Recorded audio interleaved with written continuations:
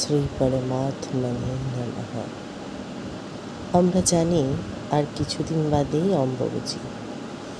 অম্বুবাচী কী এবং কেন পালন করা হয়, আসুন তা জেনে নিই। অম্বুবাচী কথাটি এসেছে সংস্কৃত শব্দ অম্ব ও বাচী শব্দ থেকে। অম্ব শব্দের অর্থ হলো জল এবং বাচী শব্দের অর্থ হলো বৃদ্ধি, অর্থাৎ গ্রীষ্মের প্রচণ্ড দাবদাহের পর যখন বর্ষার আগমনে ধরিত্রী সিক্ত হয় এবং নবরূপে বীজ ধারণের যোগ্য হয়ে ওঠে, সেই সময়কেই বলে অম্বুবাচী। আষাঢ় মাসের মৃগশিরা নক্ষত্রের তৃতীয় পাদ অতীত হলে চতুর্থ পাদে আদ্রা নক্ষত্রের প্রথম পাদের মধ্যে ধরিত্রী দেবী ঋতুমতী হন। এই সময়কেই অম্বুবাচী বলে। বছরের ঠিক এই সময়েই অসমের নীলাচল পাহাড়ে জনিরূপা মহামায়া কামাখ্যাও ঋতুমতী হন। এই সময় 3 দিন মন্দির বন্ধ থাকে। 3 দিন শেষে দেবীর মন্দির খোলা হয় এবং দেবীর স্নান ও পূজার্চনা শেষে ভক্তদের দেবী দর্শন করতে দেওয়া হয়। আষাঢ় মাসের 6 বা 7ই আষাঢ় থেকে 10ই বা 11ই আষাঢ় পর্যন্ত এই যোগ থাকে।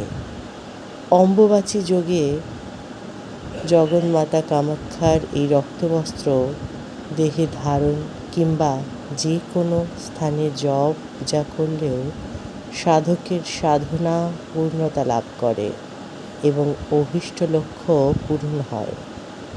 হিন্দু ধর্মে বিভিন্ন আনুষ্ঠানিক ক্রিয়া, ধর্মকৃত্য বা লৌকিক আচার উদযাপিত হয়, বিভিন্ন ব্রত ও উদযাপিত হয়।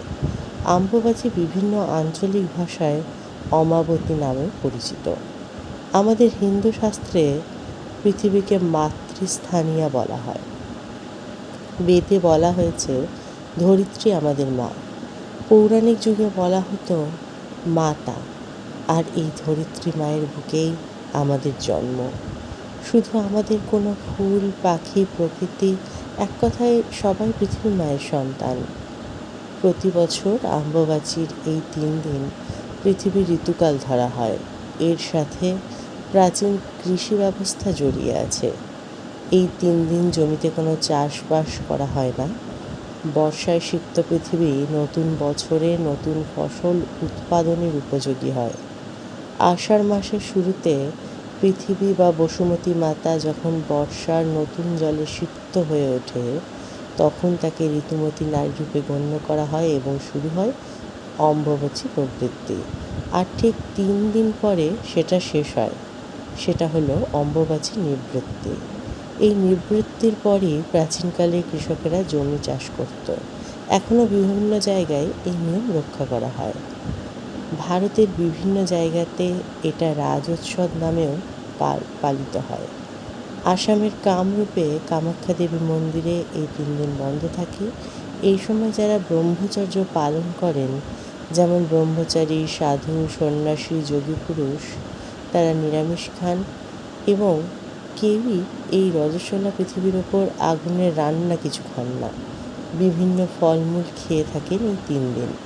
প্রতি বছর আষাঢ় মাসের 7 তারিখ শুরু হয় এবং 10 তারিখে শেষ হয়।